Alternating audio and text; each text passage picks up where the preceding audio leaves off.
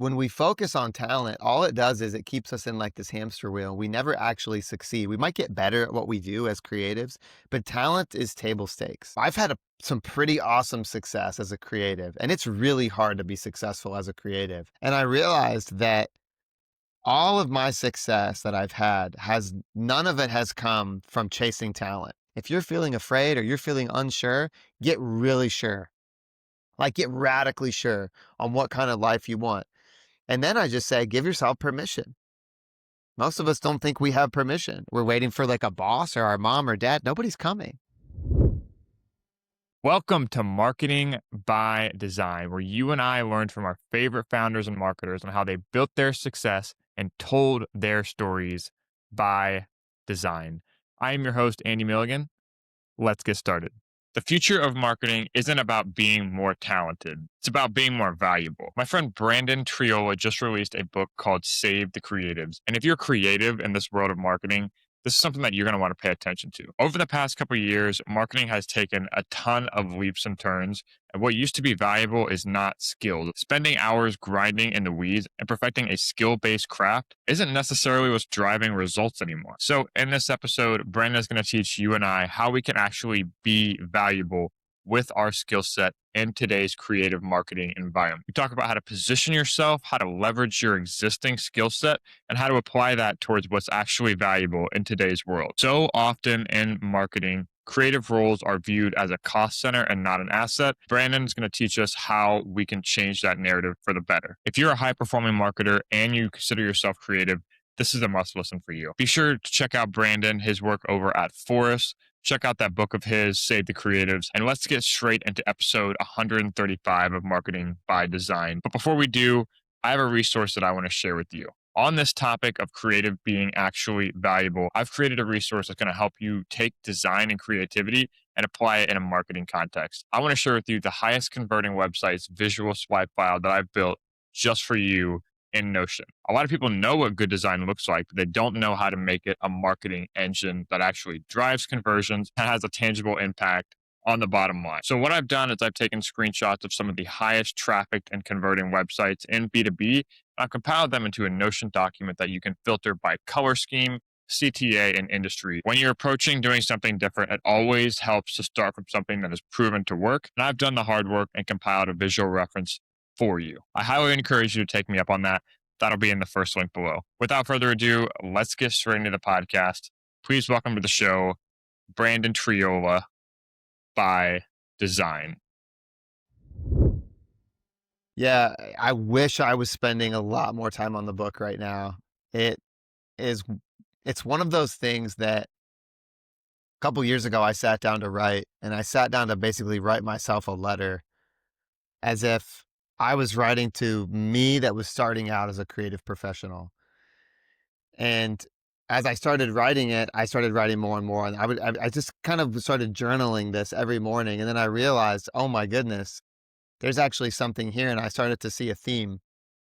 And the theme that I started to see was I've had some pretty awesome success as a creative. And it's really hard to be successful as a creative. And then I started to go, well, as I'm journaling all this, well, how? And the theme that started to emerge was, I'm really not the most talented. And it kind of sparked something for me. And I started to see and notice everybody, when you're starting out as a creative, or even when you're getting going, even when you're getting momentum in your career, we're always chasing talent. Like we're looking at the people that are really good or really accomplished or really established, and we just want to be as good as they are. And we're chasing this talent. And I realized that all of my success that I've had none of it has come from chasing talent. And then it took me I even went on like a deeper dive, and I started doing research around talent and the idea of talent and the concept of talent as it relates to creative people. And then I started looking at people in society and athletes and musicians, and the most successful people in history, by and large, were not regarded as talented. And I use this example. This isn't in the book. At one point it was in the book, but my editor, I had to take some stuff out because the book was really long. But I use the example of Kobe Bryant. And I like to say to people, if you think Kobe was talented, you're wrong. Kobe was not talented. Kobe was the guy that got up at 4 a.m. and was in the gym before everybody else. He was the guy that was there later than everybody after they left. And it wasn't Kobe's talent that made him Kobe. It was all these other intangibles around. Sure, he had the ability to, the aptitude and became a great basketball player. But when we focus on talent, all it does is it keeps us in like this hamster wheel. We never actually succeed. We might get better at what we do as creatives, but talent is table stakes. And so as I'm writing all of Mhm. this down, about a year went by, and then I had this revelation one day with AI because everybody's freaked out. Everybody's talking about AI. It's changing on a daily basis. And the really big conclusion that I came to was talent is now a commodity. It's now a commodity. Because of AI, it doesn't matter if you are a 10-year veteran at your craft or you're just starting out. What AI is doing is it's now leveling the playing field. Not for everything, but for a lot of things. And so now we have millions of creatives entering the workforce every year. Most of them are chasing talent. Most of them are afraid. And so I started writing this book because I wanted to write a blueprint for how do you succeed abundantly in the midst of what's happening with AI and not get replaced by it. So that's kind of the impetus. And so what started as journaling kind of turned into an outline, and then that turned into like 70,000 words. And now I pared it down to about 60,000, and, 200 some words later, I've got this book called Save the Creatives that I really believe has the power to help. I really believe it has the power to help a million creatives not get replaced by AI. Not just right now, but I think for the next decade as we see, because it's about to get crazy. I mean, it's only going to get crazier, the stuff that we see. So I wish I could focus more on that right now, but day to day, I lead a creative consultancy. I co-lead it. It's called Forest with two R's. And we work with tech companies. Actually, we work with some really big tech companies, many of which who are on the cutting edge of stuff that's happening with AI right now. And so it's cool because I kind of have a front row seat to the tech side to kind of see some things that are happening in industries like healthcare and IT and stuff like that. And so we help them with go to market, we help them with brand strategy, we help them with content creation and marketing and campaigns and all of that stuff. That's really fun and a lot of work. So I'm spending most of my time leading our team, helping lead our team and leading our clients and doing that. And it's been a blast. It's been 5 years of that so far. So still going strong. We have a team of about 10 to 15, fluctuates with contractors, but we have a lot of fun and we get to create some pretty cool things. Yeah, that's awesome, man. And sort of going back to what you said in the beginning there about, um, sort of stepping into the role. Like, I think a lot of people, and you probably learned this, and I'm just 3 years into building a company for myself, but you start to see the real difference between the people who kind of get stuck in the mindset of like, not like so much to say employees versus founders or people who go on to do their own thing, but people who kind of don't level up, they don't fully embrace that aspect of like a lot more of this is in control than I give myself credit for. And the difference between someone who gets stuck in that and takes action is just a few small things. And it starts with a mindset. It starts with saying, okay, this is where the future is headed. This is where the puck is going. And if I'm not proactive about getting in front of that, if I'm not connecting with people, learning, reading, growing, um, you realize that and you probably started to see this too when you started to put yourself out there. I mean, founders are it's a different, it's a different mindset. But when you first started putting yourself out there, it's like really uncomfortable, right? You probably felt like an imposter. You felt like, I mean, you talked about AI and all these things that you feel like you're the victim of. You're just navigating kind of a road unseen. Um, Sean Purring made this analogy one time where he says like you're really just operating from like the light that you have in front of your car. It's like you have the headlights on and you can't see anything further than that. Um, I think that's a really Yeah. good sort of thing, especially applying it to a career. But you start to have these conversations with people and you realize that the only difference between people who don't graduate out of that are just the own inflection points in themselves. So you really just have to, before you even feel ready, is make yourself uncomfortable and get out there a bit more. And I think you've done a really good job of putting yourself out there to the point to where you have these opportunities. You have the company and you have the chance to pursue like this passion project of the book, which we're definitely going to talk more about today. And that's obviously too, going back to the last thing you said, it's always the best problem to have to cut down the book rather than Yeah. feeling like you have to expand a blog post into Yeah. 10 of them. So that's a good sign for me. But tell me tell me what, I mean, you founded the company, right? How much intersection is there between what you did doing that, building that, going through the lessons, the imposter syndrome, everything like that of building a creative company and then being able to write about it. Like how much synergy is there between the book and then what you spent all this time building um, between Forest and Save the Creatives? What are the synergies there? Yeah, I think there's a lot of synergies between having the business that I have and then writing this book. So I started as a freelancer. I actually started in 2011. I went all out on my own as a graphic designer, and this was back when Photoshop was on a disc. Actually, Creative Cloud came out that next year, and you used to have to either have $1,800 to afford Photoshop and buy the disc and install it, or you used to have to rip it off of the internet and Oh yeah. steal it, or Yep, and I did so that. Hmm. yeah, I mean, we all kind of did stuff like that, but so I started when in a very different time, and I don't have a degree. I don't have a college degree. I did not go to school for design. And so I started with a lot stacked against me. And so thankfully I was naive enough. I call it holy naivety. You have to have a little bit of holy naivety. You have to be naive enough to start sometimes. And sometimes when you're too self-conscious, you don't have that naivety. That's just why so many people play it safe. So I had Hmm. enough naivety and Yeah. grit to just get started. But I'm going up against people with degrees. I'm going up against people with established careers already. And also I'm self-taught. So I had to, from the start, lean into the intangible things that made me valuable that weren't necessarily related to talent. Now, I'm a pretty good designer now, but starting out, none of us are good.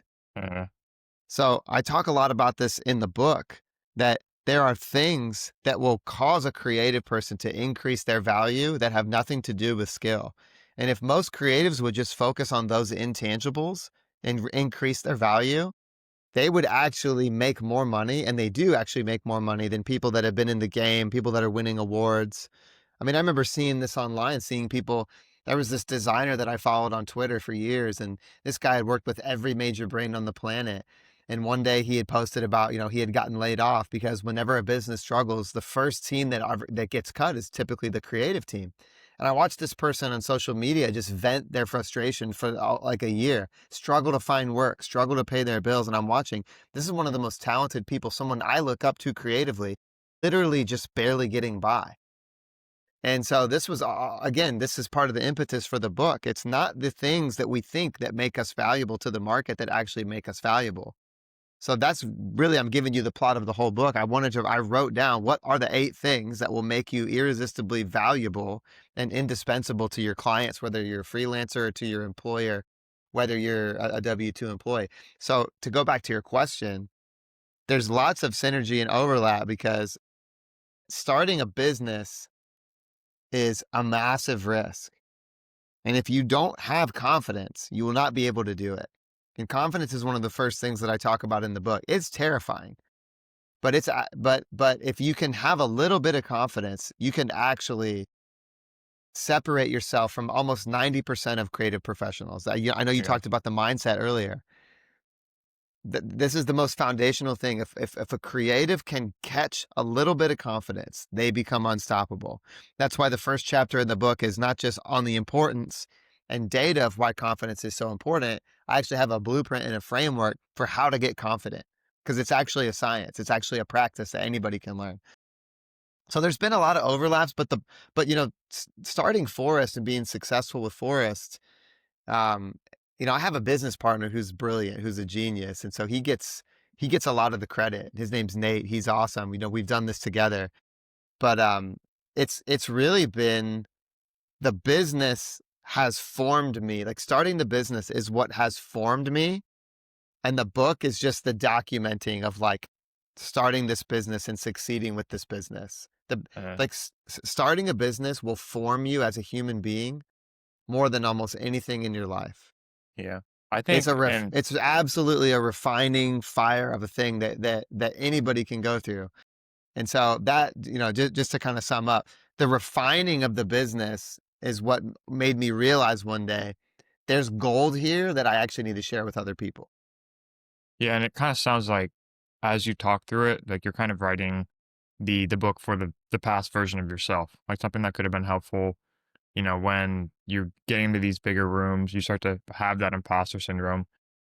I think, and I've said imposter syndrome a lot, but I think it really comes down to just starting before you're ready. Like that's no one feels like they deserve to be on a stage. No one feels like they, especially for creatives, I know the emotion very well when you realize that, okay, this is not one to one. Like my skill set does not justify my pay rate. My skill set, the amount of hours I spend, pushing around these pixels in Figma does not generate, the equivalent hours in term or the equivalent output in terms of dollars of worth. I think that's the biggest disconnect people have is when you have that first experience with like, wow, like you're constantly comparing yourself to people that are better than you. And that's Yeah. okay because I think there's no shame in admitting that in the beginning of anything, you're just not that good at what you do. Finding your own niche and skill set, it takes that little snowball of momentum. It takes starting before you're ready, Yep. and you start to like get feedback, You're you get never really ideas. ready. Even when you're there, you're never really ready. I That's what know. I've learned. I know. And even like when I give advice to anybody on like you'll start to see people that even when they're asking you questions, like they're surrendering themselves, asking for advice. Like, hey Brandon, how do I get started writing a book? How do I found my company for the first time? How do I make myself indefensible against AI? Like all these things. They're coming to you with that. And yet you still feel the imposter syndrome around answering it. Yeah, and Um, it's all changing so fast too. Like, first of all, I don't really like the word imposter syndrome because unless you're just straight up ripping people off and stealing, you're not really an imposter. mhm, And I've heard it said that, if you feel imposter syndrome, that's actually the sign that you're actually creative, like you're actually doing something that's worthwhile. If you feel out of school, and what I've just found is that those thoughts never really go away, but whether we give in to them and those thoughts become feelings are up to us. They're really up to us. What I've learned working at the highest level with some of these tech companies, creating for enterprises and massive brands, is the people at the top, at the tippy top, are just as terrified and have no idea what to do as the yes, as the intern at the very bottom. And yes, that I was not ready for. When we started our business and started working with these big companies, I was astonished at first. I thought maybe something was wrong, but going on 5 years now, the amount of people that make four, five, 600, $700,000 a year at the executive level are hmm, just as out of school as the person starting.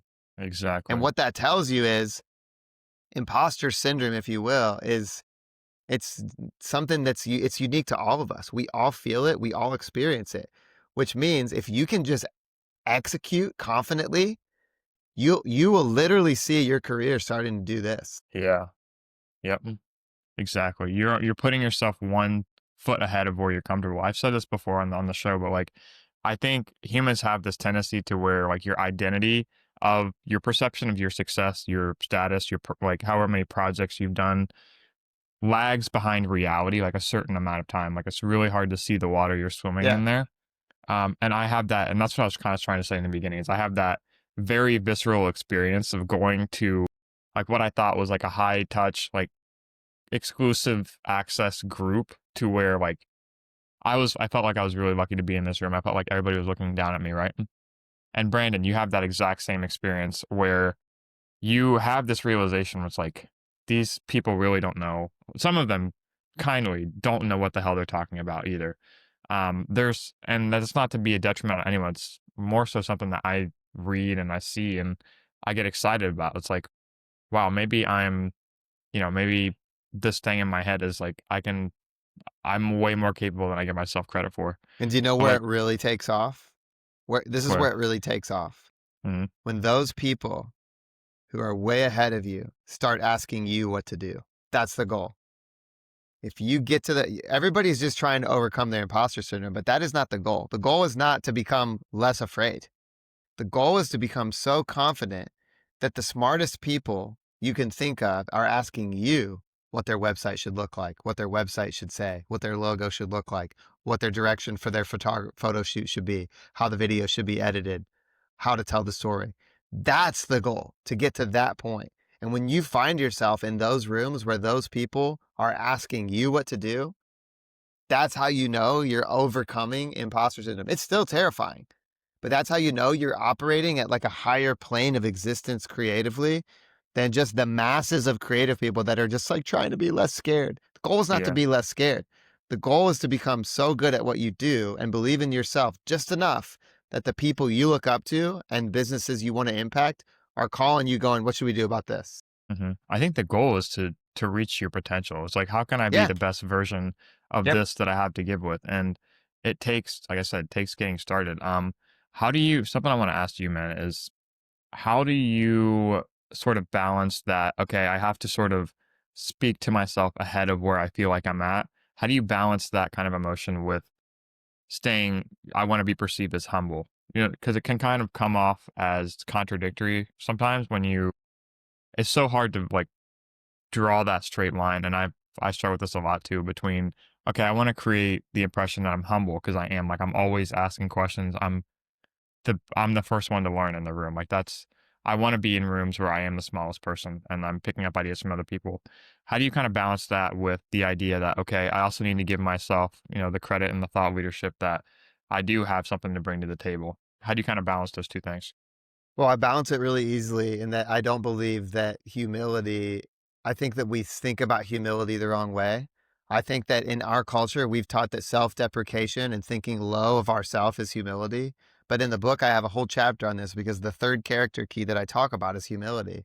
And humility is thinking rightly of ourselves, not thinking low of ourselves. So this is why we get arrogance and confidence often confused.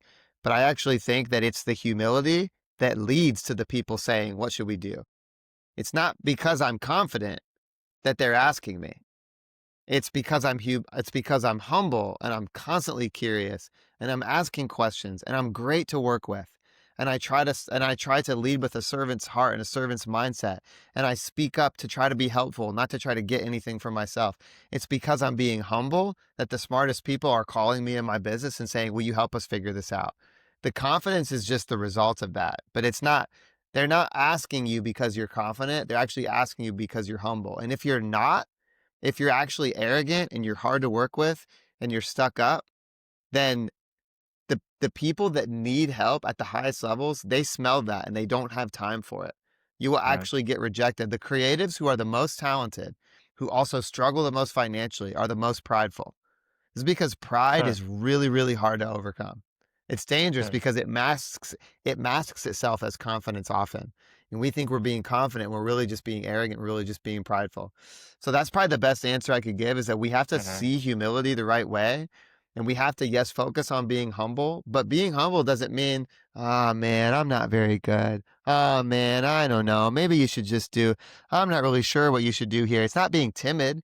It's not Right. tucking your tail between your legs. It's actually the opposite of that. It's actually being radically selfless. And when you really are that way, that's what makes you attractive to the people that have the most money to spend. Does that hmm make sense? Yeah.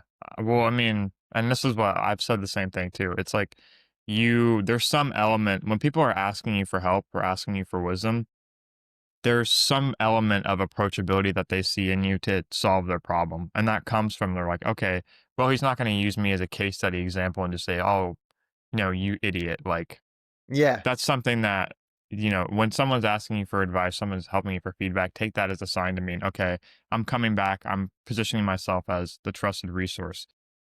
One thing I want to ask you is, what do you say to the young creative who's getting into the industry? They're afraid by, the future. They don't know what's going on with AI. They just know that they're a creative person. They feel this energy every time they sit down and they dump all their energy into this, their new project. Maybe they're working with some of their first clients. What do you say to that person that says, "Well, Brandon, I'm just too scared to get started. Like, I don't know what the future is going to hold. I don't feel like I have the credibility or the voice to, navigate my own career and make my decisions." Like, what do you say to that kid right there? Oh, to that kid, I know what it's like to be that kid, first of all. The first thing I would say is I would have stopped that kid when he said, I don't know what the future is going to hold.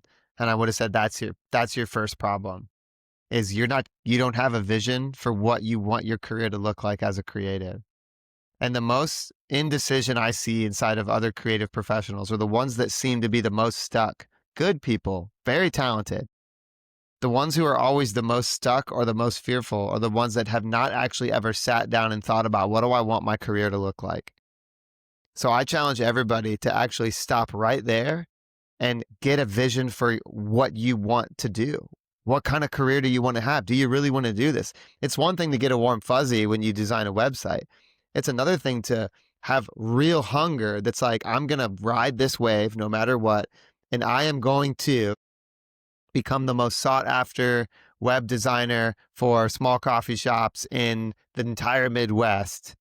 See, when you start getting a vision for your career and what you want to look like, I want to make so much money that I can start a family, that I can support a wife, and then we can have kids one day, and she doesn't have to work, and we're going to drive a new car every 3 years, and we're going to own a home, and we're going to have a backyard, and we're going to give 20% of our income to the community, and then 10% to the church, and we're going to do this.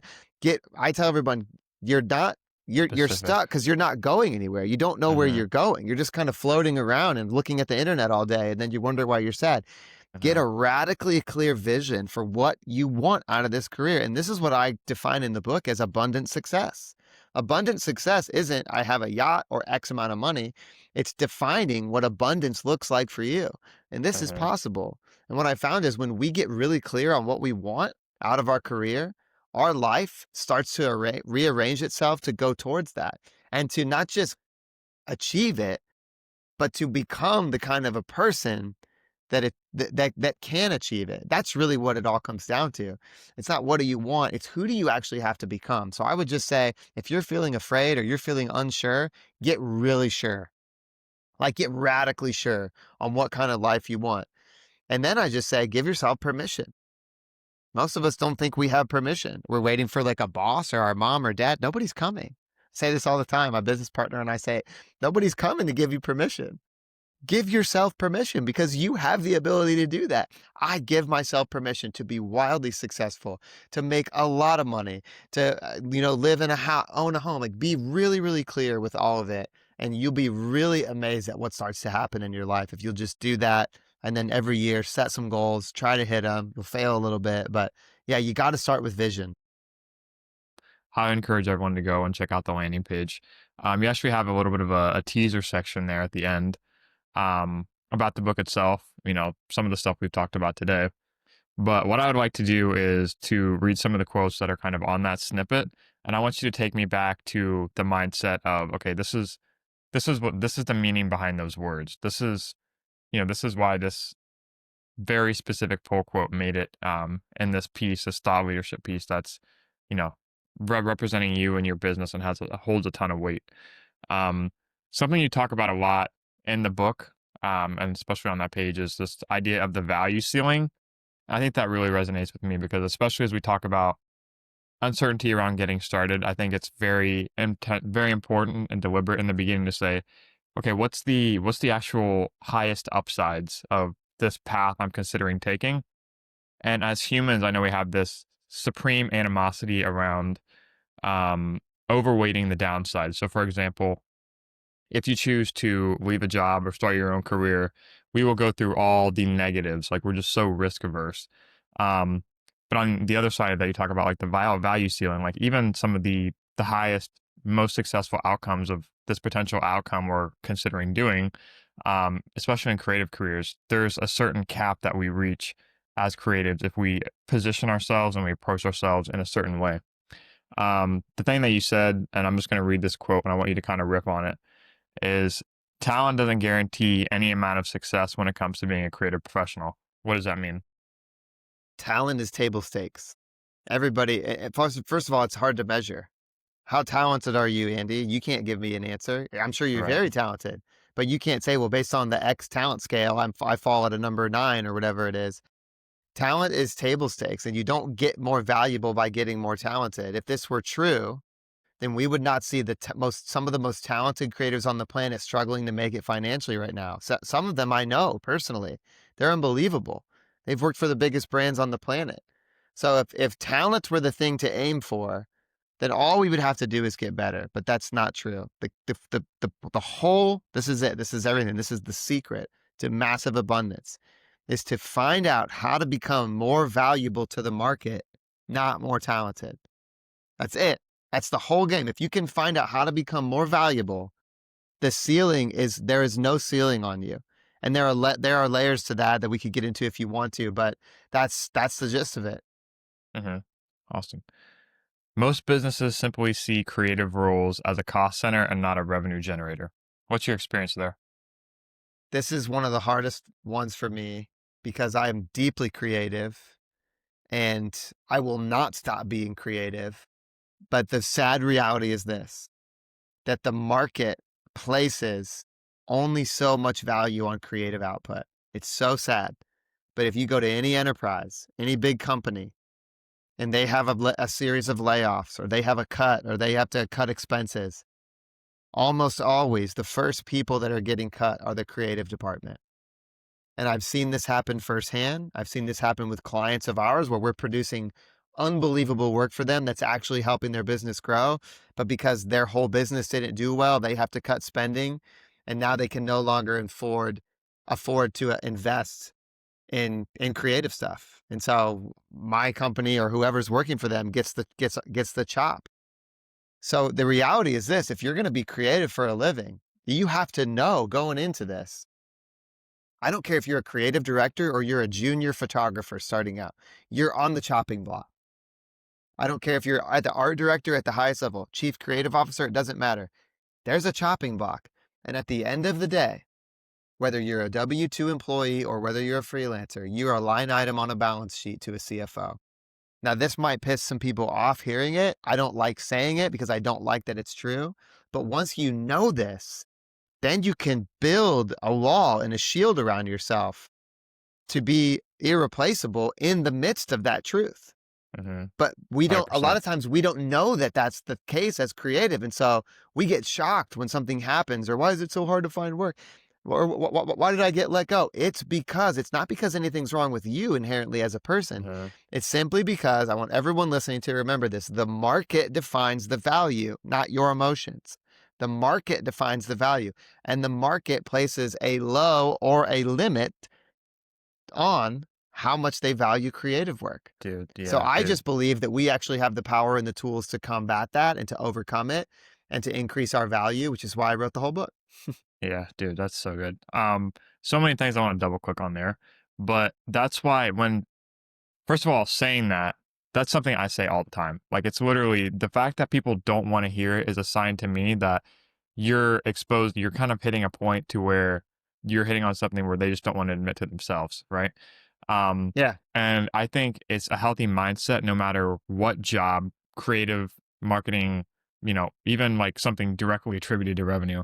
I think it's just a healthy mindset to have that, like, okay, I have to come in and learn to innovate, to improve myself every single day, regardless of whether or not that is the case. Now, you can take it too far, and with anything, you can take it too far in either direction. Like, I don't want to go to work every day feeling super anxious or anything like that. And whatever mental state you need to get yourself in to perform the best, that's what you should get into. And if it's maybe putting a few stakes on a few chips on the table and saying, there's actually something at stake here. Like, I have to show up and earn my spot, prove my value every single day. There's absolutely nothing wrong with acknowledging the truth and saying, this is reality. This is how, this is where the puck is headed, so to speak. And I love that analogy of like, okay, you wouldn't complain the same way if, you know, the stock market went a certain way. It's just the way marketing creative is headed is that you just have to have certain skills that aren't aligned with what you may have been comfortable in the past. And I see so many people that either just like shoving that down, they don't want to say it out loud. And because it comes from a place of insecurity where I don't want to change what I'm already doing. Um, and so like, I encourage you to like keep getting that message out there. And I'm just definitely doing that as well. Um, One thing I did want to ask you, which we should be good. It's Okay. the you're all good. I'm not, I'll cut this It's part out too, but it's it's like, Riverside. I figured maybe it might yeah, be. the Okay. Riverside like studio experience is sometimes really choppy. It Okay, records it in the gotcha. cloud, so it'll host it natively.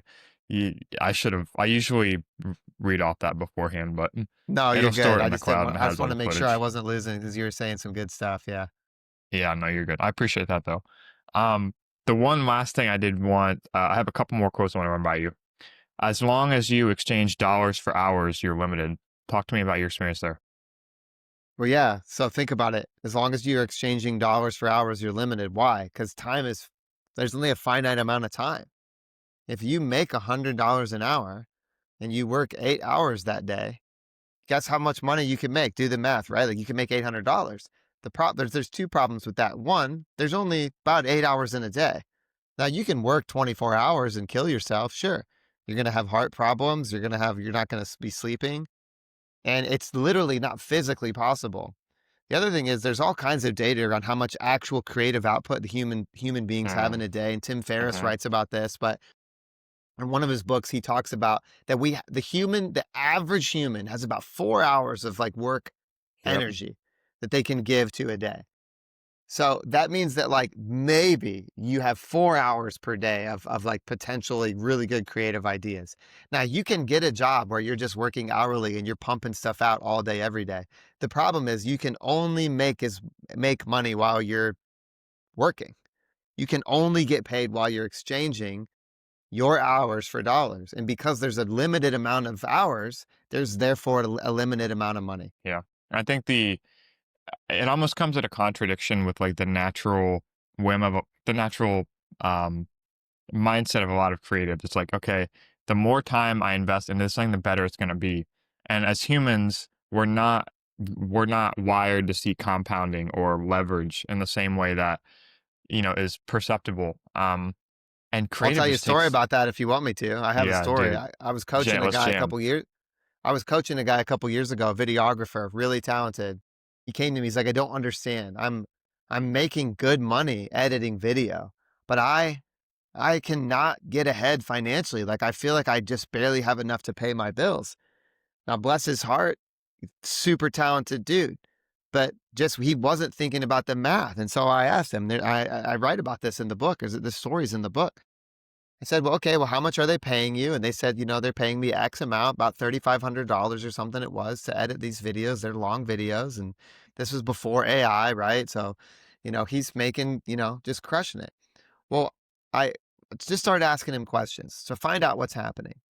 Well, make a long story short, he's spending like, let me just do the math right here on my calculator because we are creative. So for $3,500, he's spending about 300 hours, he told me. Hmm. That's a lot of hours. Yeah. So I said to him, I said, now what do you think you make working at a grocery store? He's like, I don't know, maybe 10, 11 bucks an hour. And I was like, yeah. I said, why don't you work at a grocery store? He's like, I don't want to work at a grocery store. You can't make that much money. Then I Yeah. showed him on the calculator. I did 3,500 divided by 300. And I said, this is how much money you're making per hour. Hmm. Yeah. And his jaw dropped and Hmm. his eyes sank and his shoulders went down and his head sunk. And I wasn't shaming him. I said, listen, the goal, yes, you have to produce great work, but bro, you just got to get faster. Yeah. You just got to get faster at chopping these things up. And Or so outsource. Yeah. that's Or exactly find right. people that's why. And there's like this natural inclination, like as creative, it's like, okay, if I didn't sweat for this, like if I didn't break my shit, like if I didn't stay up all night grinding, like this doesn't hold the same creative value. I think the first time you either realize, going back to what we talked about in the beginning, is realizing, hey, there's people who make a lot less than I do who are way better at this than me. But it's like, okay, how can I be empowered by that? Can I get consulting from them? Can I hire them to help me? Can I loop in some of that on my own end and then, make that a better product for myself? I think the first experience you have with that, whether it's outsourcing a project, just asking Yep. for help, not Yep. having to be the one that is 100% in the fulfillment or whatever, that just takes you to another level. Like you start to see like all these people who are more skilled than me, the more talented than me, instead of being Yeah. afraid by them, I can Yep. actually become benefited by, what they can do for me. Yeah. Um And just learn some math. Like I actually yeah. probably should have put a chapter about math. First of all, I hate math. I've never been good at math. I've gotten way better at math. But if creative people would just learn a little bit, you'd be surprised. You could learn, you could, you could do a lot of things if you just learn. If this guy would have just originally understood, this is how much I need to make. This is my break even. This is how much I need to be profitable. Therefore, I need to get these videos done in this amount of time.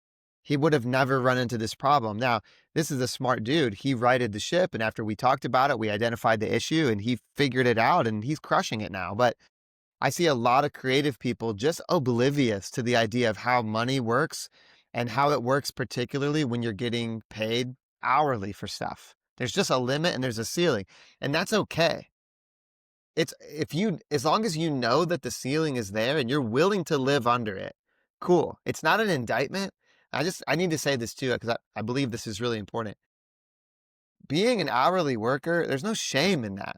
I was an hourly designer for almost a decade and I made a lot of money because I started outsourcing. I started hiring a team and then the team was hourly. And then I hired a designer to take over my work. So I wasn't really doing it anymore. And I was just out selling and it scaled and scaled. But there's no shame in that. If you love what you do, just try to become as valuable as possible so that you can make as much as possible under that hourly agreement that you have.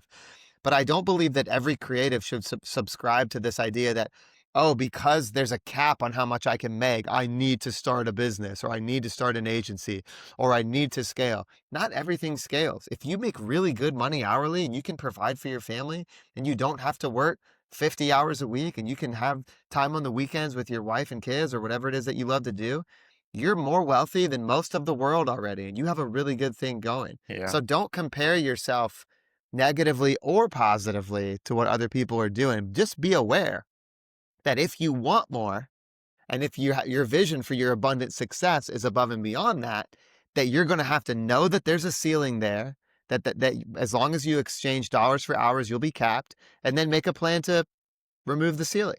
Yeah. I think part of it goes back. Part of it goes back to acknowledging, okay, there's probably some aspect of I'm kind of shoving down this thing that I already know, but maybe I don't want to make a change in terms of my habits or what my work life looks like.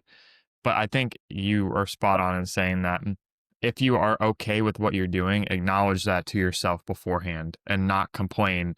I need to be making more money, or I'm not getting paid what I'm worth, or my value isn't being justified here. Totally okay to be the creative or the person who's like, I'm satisfied by the work, but at the same time, you can't say that, my value isn't high enough or I'm not positioning myself if you're not willing to change and acknowledge, sit down, do the Yep. math, and Yep. come up with it for yourself. I think a lot of people Yeah. shove that down way too long because they're uncomfortable acknowledging it. But I'm telling you, the moment you face that discomfort, the moment you start to get into a bigger room and you start to have the conversations you're afraid to bring up with yourself, that probably a lot of your friends and network are afraid to bring up as well and say, hey, we're not really, squeezing the lemon for all it's worth here. Like, how can we actually, what kind of opportunities can we create for ourselves? Yeah, Um, man. It's I great. think a great place I want to land the plane, and I'm going to read one last quote to you. If you don't believe you are highly valuable, you won't be treated or compensated as such. What does that mean? You will attract the level of value that you place on yourself. If you have a woe is me, guess I'm no good, just sort of a sad, self deprecating attitude about yourself and your value and your abilities as a creative, then you will attract clients, employers, friends, partners, spouses who see you the exact same way and place that same level of value. It's just a law of nature. This is why confidence, again, I'm going to talk about it again, is so important. This is why who you hang around with is so important. This is why your peers and your friend groups and the people that you work with are so important. They're so vital because what happens is when we start to see ourselves and get a little bit confident and see ourselves as we really are. Remember, I talked about the correct humility is seeing yourself rightly, not seeing yourself lowly. When Hmm. we start to see ourselves rightly, we start to just step into alignment with what we're capable of, and other people see that. Other people are attracted to that. Other people find that valuable and they find us more valuable.